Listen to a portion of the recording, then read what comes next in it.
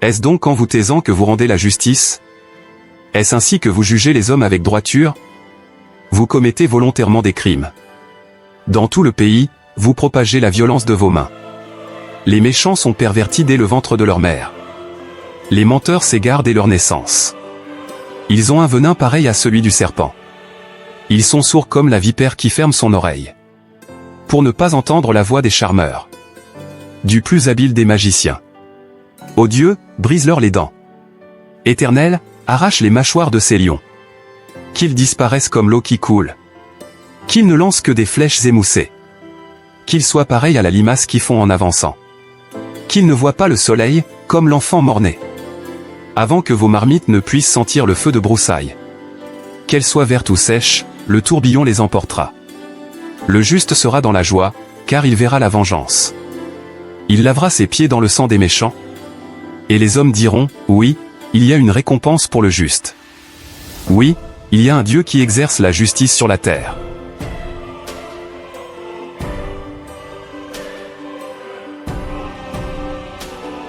Il n'y a rien de pire que la pratique du mal dans un contexte légal. Il est particulièrement grave de voir ceux qui professent être enfants de Dieu, s'unir contre le peuple de Dieu.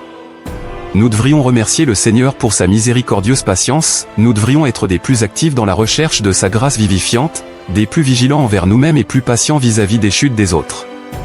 La corruption de leur nature était une racine d'amertume. Nous pouvons voir chez les enfants les débuts de la méchanceté du monde.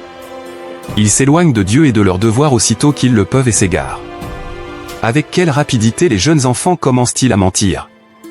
Il est de notre devoir de prendre la peine de les enseigner et par-dessus tout, de prier instamment qu'ils deviennent de nouvelles créatures, converties par la grâce. Bien que le poison soit déjà présent dès la naissance, il doit être maîtrisé au plus vite pour contrecarrer le mal. Quand les paroles du Seigneur nous paraissent ennuyeuses, c'est alors que le serpent devient maléfique. Mais ceux qui refusent d'entendre la sagesse d'en haut périront misérablement, à jamais. David prie pour que les ennemis de l'Église et du peuple de Dieu ne continuent pas à exercer leur méchanceté. Nous pouvons, par la foi, prier contre les desseins des ennemis de l'Église. Dieu prédit leur ruine. Qui peut connaître la force de la colère divine? Les victoires de Jésus-Christ ainsi que celles des élus envers les ennemis du salut, procurent une joie qui découle non pas d'une idée de revanche mais d'une vue sur la miséricorde divine, sur la justice, sur la vérité manifestée par la rédemption des élus, la punition des impies et l'accomplissement de ses promesses.